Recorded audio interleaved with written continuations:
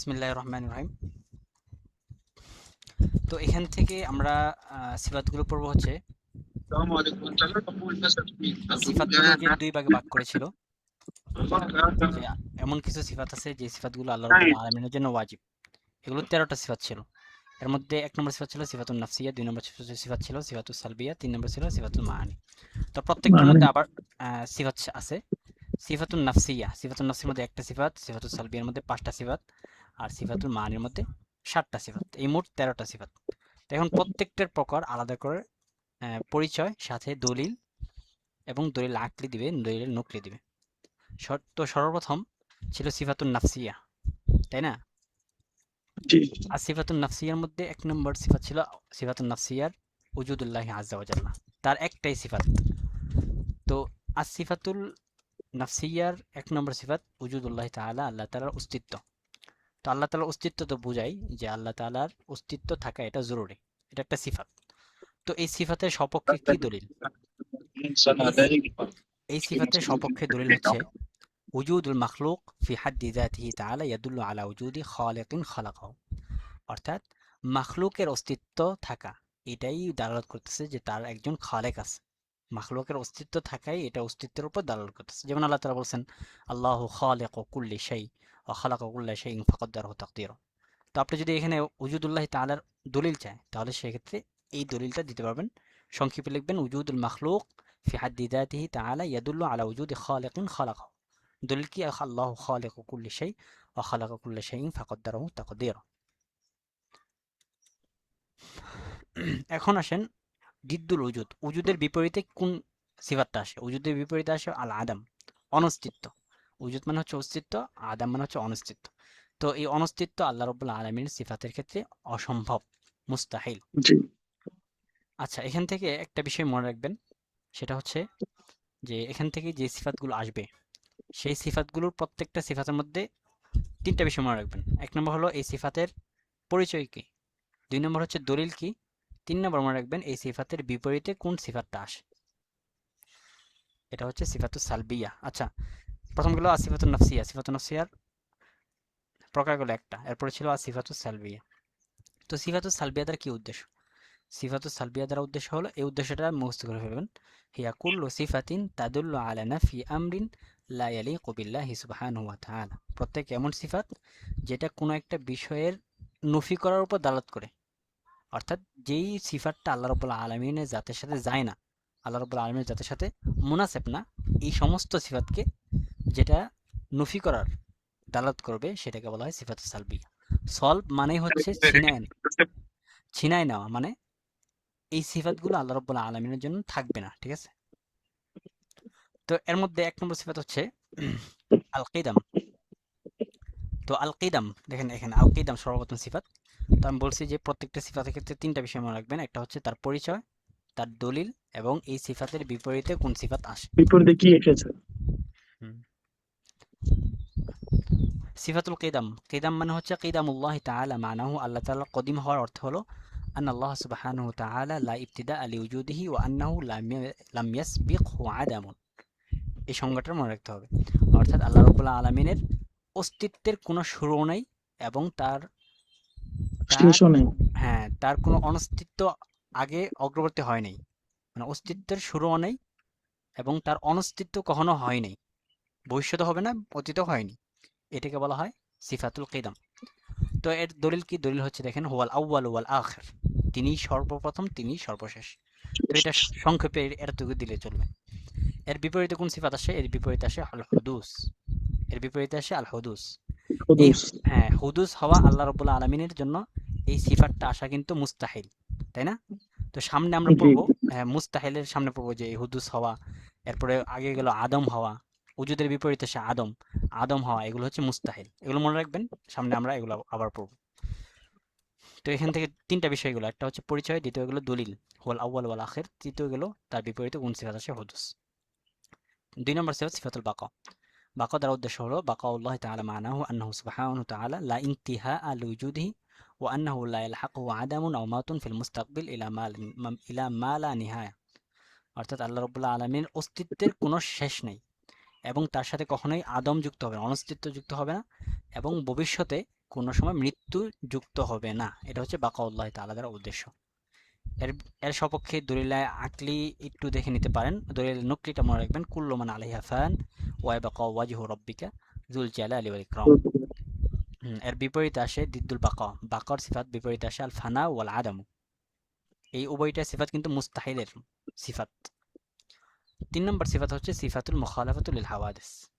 মুখালাফাতুল্লাহ তাআলা লিল হাওয়াদিস মানাহা, এর দ্বারা কি উদ্দেশ্য, অর্থ হলো আদামু মুমাসালাতিহি সুবহানাহু তাআলা লিল মাখলুকাত ফিল যাত ওয়াস সিফাত ওয়া ফিল আফআল। অর্থাৎ আল্লাহ রাব্বুল আলামিন মাখলুকাতের সত্তাগত দিক থেকে, গুণাবলীর দিক থেকে অথবা কাজের দিক থেকে কোনো দিক থেকেই সাদৃশ্যতা রাখবেন না।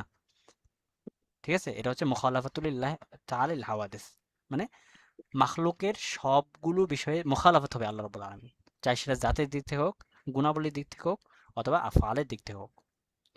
ঠিক আছে, এটা হচ্ছে মুখালাফাতুলিল্লাহ লিল্লাহি তাআলা লিল হাওয়াদিসের ব্যাখ্যা। তো এর দলিল কি? দলিল তো হচ্ছে লাইসা কামিসলিহি শাই, এক কথায় দলিল লাইসা কামিসলিহি শাই। কামিসলিহি শাই। আল মুখালাফাতু লিল মাখলুকাত এর বিপরীতে আসে আল মুমাসালাতু লাহা, এর বিপরীতে আসে আল মুমাসালাতু লাহা, অর্থাৎ মুমাসালাতুল্লাহ। হ্যাঁ মাখলুকাতের সাথে সাদৃশ্য হওয়া। এই সিফাতটাও কিন্তু আল্লাহ রাব্বুল আলামিনের জন্য আসা অসম্ভব, আল মুমাসালাতু লাহা। এরপরে সিফাত ছিল সিফাতুল কিয়াম বিন নাফস। সিফাতুল কিয়াম বিন নাফস এর কি উদ্দেশ্য? إن شاء الله لا يوجد اشتباه. হ্যাঁ, আদামু ইহতিয়াজিহি তাআলা ইলা মুজিদিন ইউজিদুহু, অর্থাৎ আল্লাহ রাব্বুল আলামিন এমন স্রষ্টার দিকে মুখাপেক্ষী নন যিনি তাকে তৈরি করবেন, বরং তিনি সব কিছু থেকে অমুখাপেক্ষী।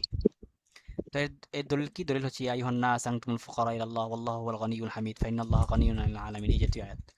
তো আল কিয়াম বিন নাফস এর বিপরীতে আসে হচ্ছে আল ইহতিয়াজ ইলাল গায়র, অন্যের দিকে মুখাপেক্ষী হওয়া। 5 নম্বর সিফাত ছিল সিফাতুল ওয়াহদানিয়াত। ওয়াহদানিয়াত তো বোঝা যাচ্ছে যেখানে এক থাকবে, আদামুত তাআদ্দুদ ফি যাতিহি ওয়া ফি সিফাতিহি ওয়া ফি আফআলিহি, সত্তা, সিফাত, আফআল এই ক্ষেত্রে একাধিক না হওয়া, মানে এক হওয়া। ঠিক আছে, একাধিক না হওয়া, এটা হচ্ছে ওয়াহদানিয়াতুল দ্বারা উদ্দেশ্য। দলিল কি? দলিল হচ্ছে কুল হুয়াল্লাহু আহাদ আল্লাহুস সামাদ আল্লাহু লাম ইয়ালিদ ওয়া লাম ইউলাদ লাউ কানা ফীহিমা আলিহাতুন ইল্লাল্লাহু লাফাসাদাত। তো এখানে ওয়াহদানিয়াতের বিপরীতে দেয় নাই, ওয়াহদানিয়াতের বিপরীতে আসে তাআদ্দুদ, মানে একাধিক হওয়া আর কি। এই গেল আমাদের সিফাতুন নাফসিয়ার পরে পাঁচটা। সিফাতুস সালবিয়ার 5টা সিফাত। এরপরে 3 নম্বর সিফাত ছিল সিফাতুল মাআনি। এই সিফাতুল মাআনির মধ্যে 7টা সিফাত আসবে।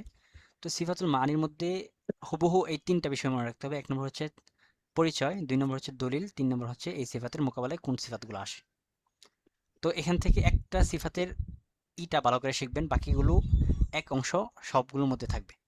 যেমন দেখেন সিফাতুল কুদরতি, সিফাতুল কুদরত দ্বারা কি উদ্দেশ্য? সিফাতুন ওয়াজুদিয়াতুন কদিমাতুন কায়মাতুন বিযাতিহি তাআলা।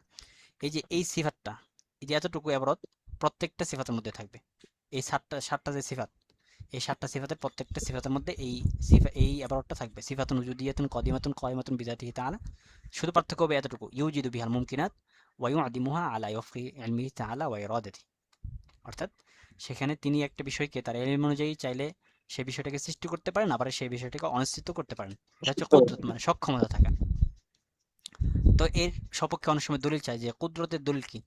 দলিল দিবেন ইন্নাল্লাহ আলা কুল্লি শাইইন কাদির ওয়া কানা আল্লাহু আলা কুল্লি শাইইন মাকদুরা। কুদরতের বিপরীতে আসে আল আজজ, অক্ষম হওয়া। এরপর আসেন সিফাতুল ইরাদা। ইরাদা মানে হচ্ছে এই দেখেন এবারটা আবার আসছে সিফাতুন উজুদিয়াতুন কদিমাতুন কায়মাতুন বিযাতিহি তাআলা। পার্থক্য এতটুকু, তুখাসসিসুল মুমকিনান বিবাদি মা ইয়াজুজু আলাইহি মিনাল উমুরিল মুতাকাবিলাতি। তুখাসসিসুল মুমকিন বিবাদি মা ইয়াজুজু আলাইহি মিনাল উমুরিল মুতাকাবিলাতি। এর সপক্ষে দলিল কি? ফাআলু লিমা ইউরিদ, ইন্নাল্লাহ ইয়াফআলু মা ইউরিদ, মানে আল্লাহ রাব্বুল আলামিনের যে ইরাদা সম্পর্কে সম্পূর্ণ মালিক, এটা দলিল। ফাআলু লিমা ইউরিদ ইন্নাল্লাহ ইয়াফআলু মা ইউরিদ ওয়া রাব্বুকা ইয়াখলুকু মা ইয়াশাউ ওয়া ইয়াখতার। এরপরে ইরাদার বিপরীতে কি আসে? ইরাদার বিপরীতে আসে আল ইকরাহ, বাধ্য করা, কাউকে কোনো কাজ বাধ্য করে করা। এরপর আসে সিফাতুল ইলম। সিফাতুল ইলমের মধ্যে একই আবার আসবে সিফাতুন উজুদিয়াতুন কাদিমাতুন কায়মাতুন বিযাতিহি তাআলা। পার্থক্য এতটুকু, বিহা ইনকিশাফু জামি আল ওয়াজিবাত ওয়াল জায়েজাত ওয়াল মুস্তাহিলাত দুনা সাবিক খাফাইন আও জাহলিন। সপক্ষে দলিল তো একদম সহজ, ইয়ালামু খায়িনাতাল আয়ুন ওয়া মা তুখফি সুদুর ইন্নাল্লাহা বিকুল্লি শাইইন আলিম ওয়া ইনদাহু মাফাতিহুল গায়বি লা ইয়ালামুহা ইল্লা হু। অর্থাৎ ইলম সম্পর্কে যে আয়াতগুলো আছে যে আল্লাহ রাব্বুল আলামিন সবকিছু জানেন, এই আয়াতগুলো দিয়ে দিবেন। ইলমের বিপরীতে আসে হচ্ছে আল জাহাল। ঠিক আছে, এরপর আসবে সিফাতুল হায়াত। সিফাতুল হায়াত মানে হচ্ছে সিফাতুন উজুদিয়াতুন কদিমাতুন কায়মাতুন বিযাতিহি তাআলা তাকতাদিল ইত্তিসাফ বিল ইলম ওয়াল ইরাদা ওয়াস সামঈ ওয়াল বাসর। এতটুকু লিখবেন। তাকতাদিল ইত্তিসাফ বিল ইলম, যেই হায়াতের মধ্যে ইরাদা, সামা, বাসর এই গুণাবলীগুলো যুক্ত হবে সেটাকে বলা হয় হায়াত। হায়াতের দলিল কি? ওয়াতাওয়াক্কাল আল হাইয়্যিল্লাযী লা ইয়ামুত, আল্লাহু লা ইলাহা ইল্লা হুয়াল হাইয়্যুল কাইয়্যুম, হুয়াল হাইয়্যুল লা ইলাহা ইল্লা হু। এই হায়াতের বিপরীতে আসে আল মাউত, মৃত্যু। এরপর আসে সাম্মা, সিফাতুস সামঈ। সিফাতুস সাম দ্বারা উদ্দেশ্য হচ্ছে সিফাতুন উজুদিয়াতুন কাদিমাতুন কায়িমাতুন বিযাতিহি তাআলা বিহা ইনকিশাফু জামি আল মাসমুআত ইনকিশাফান তাম্মান, অর্থাৎ শ্রুত সমস্ত বিষয়কে যে ইলমের মধ্যে, যে সিফাতের মধ্যে পাওয়া যায় সেটাকে বলা হয় সামা। এর দলিল কি? ওহুয়া সামিউল বাসীর, লা তাখাফা ইন্নানি মাআকুমা আসমাউ ওয়া আরা ওয়া আন্নাল্লাহা ক্বাদ আহাতা বিকুল্লি শাইইন ইলমা। এরপর আসবে সিফাতুল বাসর। সিফাতুল বাসর দ্বারা উদ্দেশ্য হলো সিফাতুন উজুদিয়াতুন কাদিমাতুন কায়িমাতুন বিযাতিহি তাআলা বিহা ইনকিশাফু জামি আল মাওজুদাত। বাসর মানে হচ্ছে অস্তিত্ব বা বিদ্যমান সমস্ত বিষয় যেখানে উন্মোচন করা হয়, পরিপূর্ণভাবে উন্মোচন করা হয় সেটাকে বলে বাসর। এর সপক্ষে দলিল কি? ইন্নাল্লাহা সামিউম বাসীর। এরপর আসে কালাম, সিফাতুল কালাম। সিফাতুল কালাম মানে হচ্ছে সিফাতুন লাইসাত বিহারফিন ওয়ালা সাউতিন। এই সবগুলো সিফাত কিন্তু, এই সাতটা সিফাত আল্লাহ তাআলার জন্য আবশ্যক, ঠিক আছে? এমন সিফাত যেগুলো হরফও না, আওয়াজও নয়, যেটা মানুষের কথার কালামের মধ্য থেকে মুক্ত, সেটাকে বলা হয় সিফাতুল কালাম। এর সপক্ষে দলিল কি? কালাম কাল্লামাল্লাহু মূসা তাকলিমা। এই কালামের বিপরীতে আসে আল বাকাম ওয়াল খারাস, জড়তা আসা, বোবা হওয়া। এইগুলো মোট ৭টা সিফাত। এই ৭টা সিফাতের মধ্যে করণীয় হলো তারিফগুলো পড়বেন, সাথে দলিল, এরপরে এই সিফাতের বিপরীতে কোন সিফাতগুলো আসে এগুলো মনস্থ রাখতে হবে। এরপরে আসেন, আমরা পড়ে আসছিলাম যে আল্লাহ তাআলার জাতের জন্য কিছু সিফাত আছে যেগুলো আবশ্যক, এরকম 13টা সিফাত বললাম। এরপর পড়েছিলাম যে আল্লাহ তাআলার জাতের জন্য কিছু সিফাত আছে যেগুলো জায়েজ। জায়েজ কোন কোন বিষয় আছে? জায়েজের মধ্যে থেকে এই বিষয়গুলো দেখেন, এখান থেকে একটু এবারটা মনে রাখবেন শুধু, যে প্রত্যেক এমন বিষয় যেটা সম্ভব সেটাকে আল্লাহ রাব্বুল আলামিন চাইলে করতে পারেন, আবার চাইলে তরক করতে পারেন, এগুলো তার জন্য জায়েজ।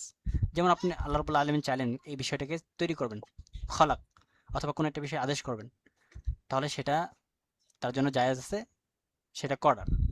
আবার যদি তিনি চান কাউকে সৌভাগ্য করবেন, অথবা কাউকে দুর্ভাগ্য করবেন, কাউকে দিবেন, কাউকে নিষেধ করবেন, কাউকে সওয়াব দিবেন, কাউকে শাস্তি দিবেন, অথবা আহ, ইসাবাতুল আসি ওয়া তাযীবিল মুতিঈ, আনুগত্যকারীকে শাস্তি দিবেন, অবাধ্যকারীকে সওয়াব দিবেন। যদি তিনি চান তাহলে তিনি এটা করতে পারেন। এক্ষেত্রে তার জন্য, বাধ্যবাধকতা। হ্যাঁ, তার জন্য করা জায়েজ।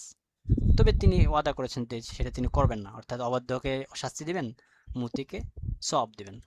এর দলিল কি? দলিল তো একদম সহজ, রব্বুকা ইয়াখলুকু মা ইয়াশাউ ওয়া ইয়াখতার, ইন্নাল্লাহা ইয়াফআলু মা ইউরিদ। আল্লাহ রাব্বুল আলামিন যা চান তাই করেন। এখন আসেন, সর্বশেষ বিষয় ছিল আল মুস্তাহিল আল্লাহ তাআলা। কোন কোন সিফাত আল্লাহ রাব্বুল আলামিনের জন্য আসা অসম্ভব, মুস্তাহিল। তো এটাকে দুই ভাগে ব্যক্ত করা হয়েছে, একটা হচ্ছে ইজমালান আর একটা হচ্ছে তাফসিরান। ইজমালান মানে হচ্ছে সংক্ষিপ্ত হবে, কুল্লু নাকসিন লা ইয়ালিকু বিযাতিহিল মুকদ্দাসাতি তাআলা। প্রত্যেক এমন ত্রুটি, এমন দোষ যেটা আল্লাহ রাব্বুল আলামিনের জাতের সাথে মুনাসিব না, এই সমস্ত বিষয় আসা তার জন্য মুস্তাহিল বা অসম্ভব। এটা হচ্ছে ইজমালান।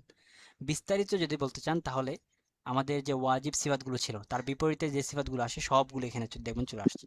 যেমন উজুদের বিপরীতে ছিল আদম, এরপর বাকর, আদম, হ্যাঁ বাকর বিপরীতে ছিল হুদুস, এরপরে হুদুস, এরপরে ছিল ফানার বিপরীতে ছিল একটা, কোনটা ছিল?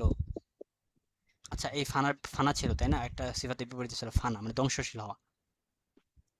এরপরে ছিল আল মুমাসালাতুল হাওয়াদিস, এর বিপরীতে ছিল মুখালাফাতুল হাওয়াদিস। মুখালাফাতুল হাওয়াদিসের বিপরীতে আসে মানে মাখলুকের সাথে সাদৃশ্যতা রাখা। তো এই যে সিফাতগুলো, এই সিফাতগুলো কিন্তু আল্লাহ রাব্বুল আলামিনের হকের ক্ষেত্রে আসা অসম্ভব। এক কথা এখানে বলতে পারেন আদম, হুদুস, ফানা, মুমাসালাতুল হাওয়াদিস, এরপর আদামুল কিয়াম বিন নাফস, এরপর তাআদ্দুদ, অর্থাৎ একাধিক হওয়া, জাত জাত হোক, আল্লাহ রাব্বুল আলামিন একাধিক সত্তা হওয়া, সিফাতের ক্ষেত্রে একাধিক হওয়া, আফআলের ক্ষেত্রে একাধিক হওয়া, অথবা অক্ষম হওয়া, বাধ্য করা, এরপরে জাহাল আসা, মৌত, আমা, সমাম, বাকাম, এই জাতীয় সিফাত আসা আল্লাহ রাব্বুল আলামিনের জন্য, আল্লাহ রাব্বুল আলামিনের হকের ক্ষেত্রে অসম্ভব। তো এই সিফাতগুলো যে অসম্ভব এর দলিল কি? দলিল এক কথায় বলে দিয়েছে আল মালিকুল কুদ্দুস। এই যে কুদ্দুস মানে হচ্ছে আল মুনাজ্জাহ আন কুল্লি নাকসিন, প্রত্যেক দোষ থেকে যিনি মুক্ত তিনি হচ্ছেন মালিকুল কুদ্দুস।